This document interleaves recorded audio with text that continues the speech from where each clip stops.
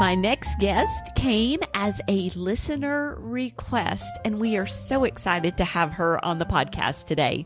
Hi, everyone. I'm Pam Barnhill, and welcome to the 10 Minutes to a Better Homeschool podcast.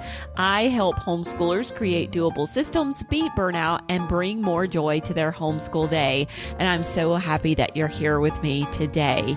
Yes, today's guest was actually a special request by a member of our Put Your Homeschool Year on Autopilot class. She requested Patricia because she knew that Patricia is a great coach to help all moms with ADHD and managing their households. And she thought that Patricia's work could be very helpful to homeschool moms as well. And so I cannot wait to bring you this interview. It was so much fun. I picked up some great new tips from it. So many good things there. Before we dive into that though, I would like to offer you a free resource. Right now, we have our Ages and Stages of Homeschooling free video mini course open and available to the public. In this 3-video series, me, Colleen Kessler, and Jamie Martin from Simple Homeschool cover 3 different topics that are very important to the homeschool mom. First off, what do you do about homeschooling kindergarten? Secondly, what do you do about homeschooling high school? And finally, the one that everyone can relate to, what do you do when you're just having a horrible, no good, very bad homeschool day? And this 3-video series helps you out with all of that. So I would like to invite you to head on over to pambarnhill.com/stages to sign up for that video series. And now on with the podcast. Patricia Sung helps moms with adult ADHD work with their unique brains to get it together one step at a time and feel confident running their family life. She hosts Motherhood and ADHD, a top 5 parenting podcast encouraging mamas with practical strategies and relatable missteps. A Midwesterner at heart, she reluctantly has adopted the word y'all and lives in Houston with her husband and 2 young sons. Connect on Instagram at Motherhood and ADHD, snag free resources, and get yourself together in one of her courses at www.motherhoodandadhd.com. Patricia, welcome to the podcast. Thank you so much for having me. Well, we are so happy you're here, and we're just going to jump right into it. What are some of the ways that ADHD might make things more challenging for the homeschool mom? And we're definitely talking about the mom with ADHD, not homeschooling kids with ADHD. Yes, well, those often overlap because if you have ADHD, there's a far much higher likelihood that your kids will as well.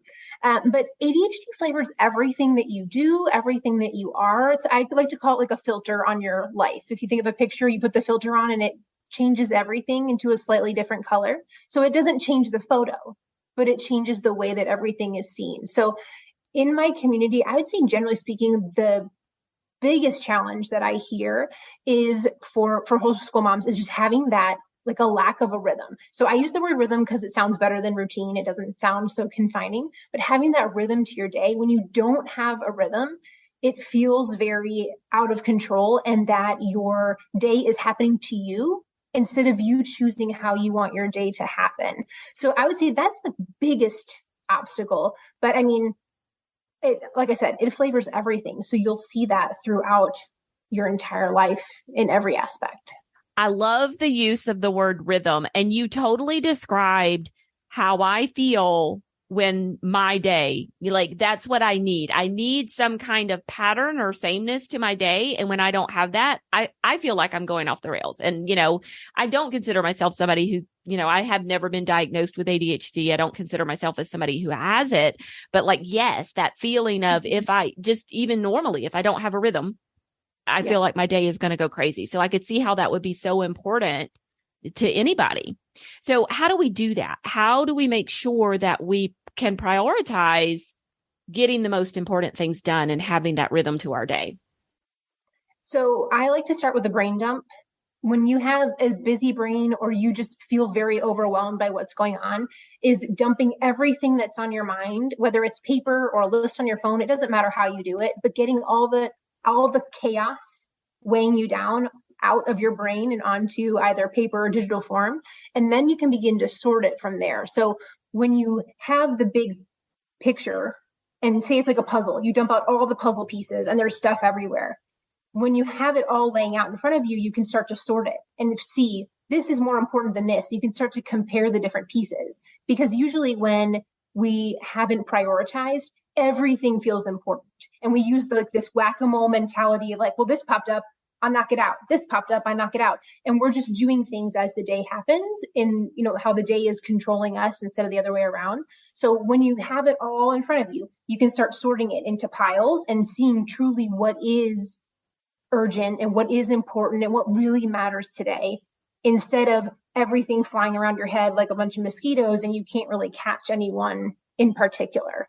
Yeah. Okay. So this is so interesting because I was reading a blog post last week about something called morning pages. And so the lady who wrote the blog post was talking about writing these morning pages and getting everything out of her head at the beginning of the day. And so I tried it one day, and then the next day I was like, it was just like the writer in me wants to make them like into some fancy journal and all of that stuff.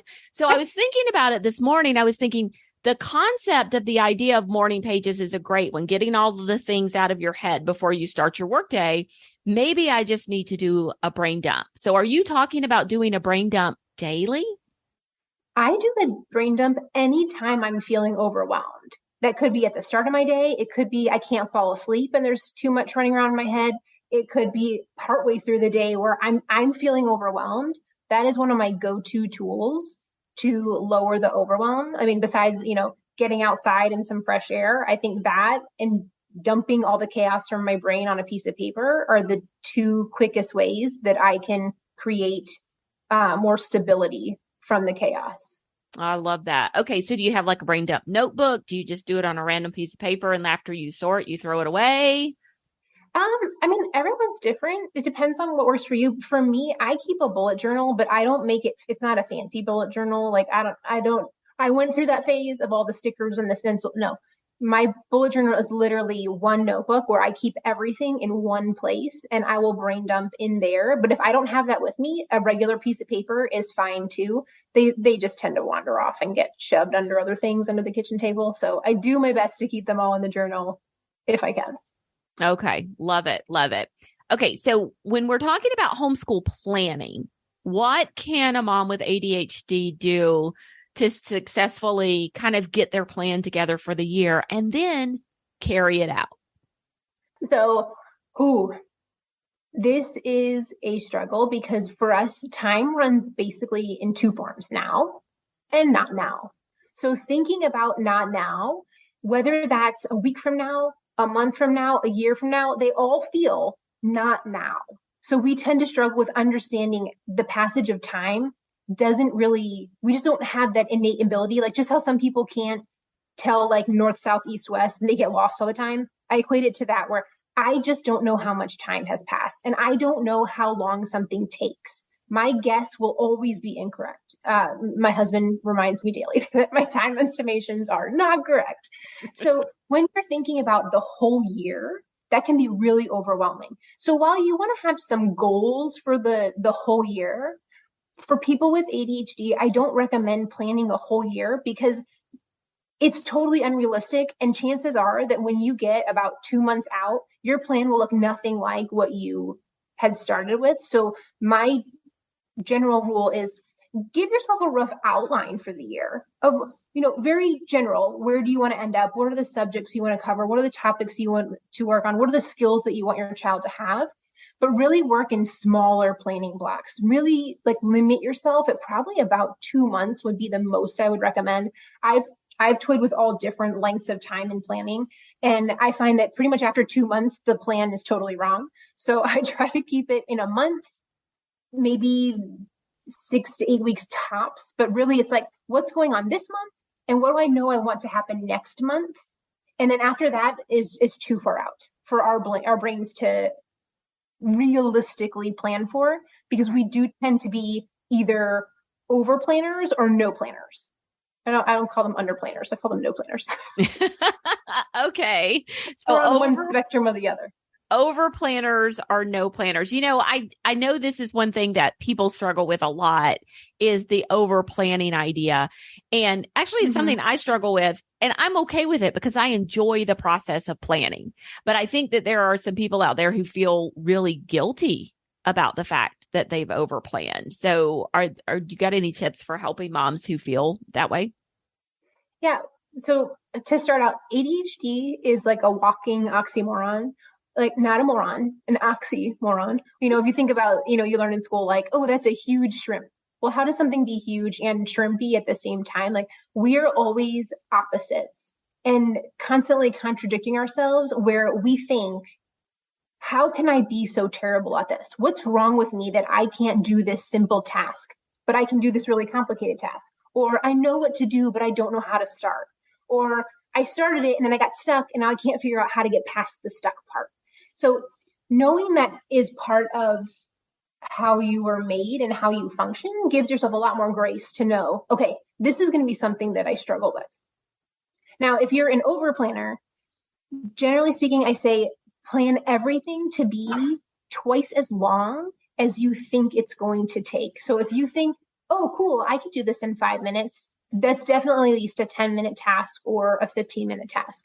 If you think that you're going to get through this unit in 2 weeks, you are definitely not getting through it in 2 weeks. You need to plan for 3 or 4 weeks. And you can always add in, you can always expand your curriculum. You can always make it better. But when we over plan and then we don't get it done, then we feel bad about ourselves and we take on that shame that there's something wrong with us because we didn't do this or that, or we didn't get it done. So always double your amount of time. Okay. And then know you can always add to it later. It doesn't have to be like the perfect plan from day one. It's okay to iterate and adjust and modify as you go and tailor it to your kids' interests. Yeah. Yeah. And that's something we teach in our autopilot planning course too, is that like iteration is a good thing. We're going to review periodically so that we can see what needs changing. And I will tell you, we are 3 weeks into school and I am already iterating the science for one kid. So it just happens to all of us. And I think knowing that iteration is part of the process, not a failure of some kind, is a good thing. So yeah, you want to be able to tailor it to your kids. You want, if they're really into something, that you can dive into it with them, but also giving yourself, when you plan slightly less, that allows you the flexibility too of like someone gets the stomach flu. Okay, now we don't feel overwhelmed by how much needs to get done because we gave ourselves that buffer space for life to happen because we're moms and kids happen. Yeah, that's so true. All right. Well, Patricia, where can moms with ADHD who are resonating with this message find more resources and information from you? So everything I do is under the same name to make it super ADHD friendly. So it's all under motherhood and ADHD. So that's my website, my podcast, my Instagram handle. All of those are the same name. And I would love to invite any mom listening who thinks like, this is where I'm struggling. My time management mastery for ADHD moms is a huge hit with homeschooling moms because it helps you set up your daily rhythms and figure out how do you live your life in a way that makes sense for you and your family. And you can be flexible. You can rearrange and really lean into the whole beauty of how homeschool life fits your family. It fits so well in that and creates that flexibility, but yet still structure for your day to still get all the mom stuff done, but yet create the space for your kids' education and spending that quality time with them in a way that feels good to you and not stressful. So it's also on my website as well. I love it. I love it. And that's time managed mastery for ADHD moms. All of that at motherhoodandadhd.com. Well, Patricia, thanks so much for coming on. Thank you so much for having me. I really appreciate it. And there you have it. Now, if you would like links to any of the books and resources that Patricia and I chatted about today, including her own courses, you can find all of the links on the show notes for this episode of the podcast. Those are at pambarnhill.com/TMBH46. Also, I wanted to take this moment to just say thank you. Thank you if you have left a rating or review for the 10 Minutes to a Better Homeschool podcast in your favorite podcast app. The ratings and reviews that you leave help us get word out about the podcast to new listeners, and we really do appreciate it. I will be back again next week with another great homeschooling podcast. Until then, keep on homeschooling.